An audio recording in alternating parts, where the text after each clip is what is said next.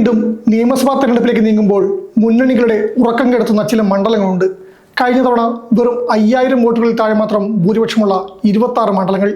ഇതിൽ 1000-ൽ താഴെ വോട്ടുകൾക്ക് വിധിമാറിയ 8 മണ്ഡലങ്ങളുമുണ്ട്. ഈ മണ്ഡലങ്ങളിലെ ഒരു ചെറിയ കാറ്റുമതി കേരളത്തിന്റെ ഭരണചക്രം തിരിക്കാൻ. ഈ 26 മണ്ഡലങ്ങളിൽ 17ഇടത്തും വിജയിച്ചത് LDF സ്ഥാനാർത്ഥികളായിരുന്നു. അതായത് പിണറായി സർക്കാരിന് തുടർഭരണം ഉറപ്പാക്കുന്നതിൽ നിർണായകമായത് ഇവയാണെന്ന് പറയാം. അതുകൊണ്ട് തന്നെ ഈ 26 മണ്ഡലങ്ങൾ ആരുടെ കൂടെ നിൽക്കുമെന്നതിനെ ആശ്രയിച്ചിരിക്കും കേരളത്തിന്റെ അടുത്ത മുഖ്യമന്ത്രി ആരെന്ന്. ആ മണ്ഡലങ്ങൾ ഏതൊക്കെയെന്ന് നോക്കാം. നമുക്കാദ്യം ഏറ്റവും കുറഞ്ഞ ഭൂരിപക്ഷമുള്ള മണ്ഡലങ്ങളിൽ നിന്ന് തുടങ്ങാം. ഇവിടെ ജയപരാജയങ്ങൾ നിശ്ചയിച്ചത് വെറും ഒരു ബൂത്തിലെ വോട്ടുകൾ മാത്രമാണ്. 2021 തെരഞ്ഞെടുപ്പിലെ ഏറ്റവും ചെറിയ ഭൂരിപക്ഷം പെരിന്തൽമണ്ണയിലായിരുന്നു. ലീഗ് നേതാവ് നജീബ് കാന്തപുരം വിജയിച്ചത് വെറും 38 വോട്ടുകൾക്ക്. രണ്ടാമത് കുറ്റ്യാടിയാണ്. CPM-ലെ KP കുഞ്ഞഹമ്മദ് കുട്ടിയെ ജയിച്ചു കയറിയത് 333 വോട്ടിന്. മഞ്ചേശ്വരത്ത് ലീഗ് നേതാവ് AK അഷ്റഫ് ജയിച്ചതാകട്ടെ 745 വോട്ടിന്. ഇവിടെ രണ്ടാമത് BJP ആയിരുന്നു. തൃശൂർ CPI-യുടെ P ബാലചന്ദ്രൻ പിടിച്ചെടുത്തത് 946 വോട്ടുകളുടെ ഭൂരിപക്ഷത്താണ്.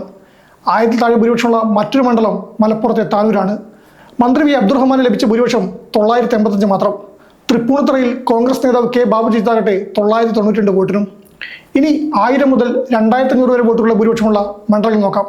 ഇവിടെ വോട്ട് വിഹിതത്തിൽ വരാവുന്ന 1% മാറ്റം പോലും ഫലം കീഴ്മേൽ മറിക്കും. ഈ പട്ടികയിൽ ആദ്യത്തേത് ചാലക്കുടിയാണ്. കോൺഗ്രസിലെ സനീഷ് കുമാർ ജോസഫ് വിജയിച്ചത് 1057 വോട്ടുകൾക്ക്. ചവറയിൽ CPM-ലെ സുജിത് വിജയൻപിള്ള വിജയിച്ചത് 1906 വോട്ടുകൾക്കാണ്. റാന്നിയിൽ കേരള കോൺഗ്രസ് M നേതാവ് പ്രമോദ് നാരായണൻ ജയിച്ചു കയറിയത് 1285 വോട്ടിനാണ്. കണ്ണൂരിൽ കോൺഗ്രസിലെ രാമചന്ദ്രൻ കടന്നപ്പള്ളി വിജയിച്ചത് 1745 വോട്ടുകൾക്കും. പീരുമേട് CPI-ലെ വാടൂർ സോമൻ 1835 വോട്ടുകൾക്കും കൊല്ലത്ത് M മുകേഷ് 2072 വോട്ടുകൾക്കും ജയിച്ചു കയറി. ഇനിയുള്ള 14 മണ്ഡലങ്ങൾ 2500-നും 5000-നും ഇടയിൽ ഭൂരിപക്ഷമുള്ളവയാണ്. ഇതിൽ ആദ്യത്തെ പേരുകാരൻ തവനൂരിലെ KT ജലീലാണ്. CPM സ്വതന്ത്രമായി മത്സരിച്ച അദ്ദേഹം 2564 വോട്ടുകൾക്കാണ് വിജയിച്ചത്. കുന്നത്തുനാട്ടിൽ നിന്ന് CPM-ലെ PV ശ്രീനിജൻ ജയിച്ചു കയറിയത് 2715 വോട്ടുകൾക്ക്.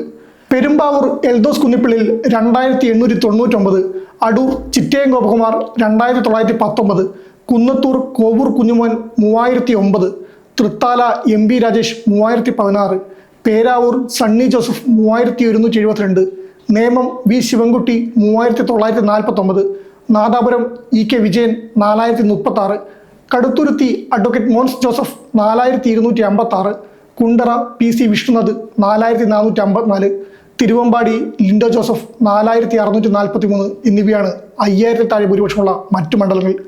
ഇവയ്ക്കൊപ്പം 2 മണ്ഡലങ്ങൾ കൂടി ചേർന്നാലേ 26 എന്ന നമ്പർ പൂർത്തിയാകൂ. നിലമ്പൂരും പാലക്കാടും. 2021 നിലമ്പൂരിൽ CPM സ്ഥാനാർത്ഥിയായിരുന്ന PV അൻവർ ജയിച്ചത് 2700 വോട്ടുകൾക്കാണ്. പാലക്കാട് ഷാഫി പറമ്പിൽ 3859 വോട്ടുകൾക്കും. എന്നാൽ പിന്നീട് നടന്ന ഉപതെരഞ്ഞെടുപ്പിൽ 2ഇടത്തും ഭൂരിപക്ഷത്തിൽ വലിയ മാറ്റമുണ്ടായി.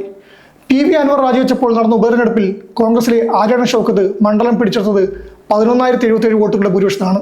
പാലക്കാട് ഉപതെരഞ്ഞെടുപ്പിൽ രാഹുൽ മോങ്ങട്ടത്തിലൂടെ കോൺഗ്രസ് മണ്ഡലം നിലനിർത്തിയത് ഭൂരിപക്ഷം 18840 ഉയർത്തിയിട്ടായിരുന്നു.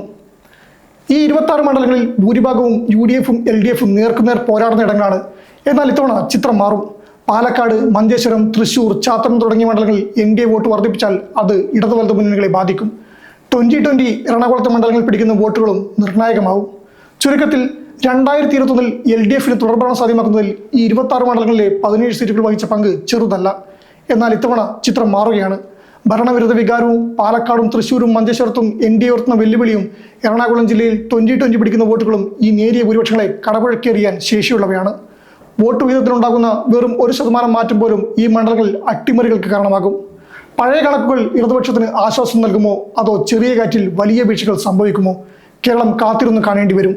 വരും ദിവസങ്ങളിൽ ഈ മണ്ഡലങ്ങളിലെ ഓരോ ചലനവും രാഷ്ട്രീയ കേരളം ഉറ്റുനോക്കുകയാണ്.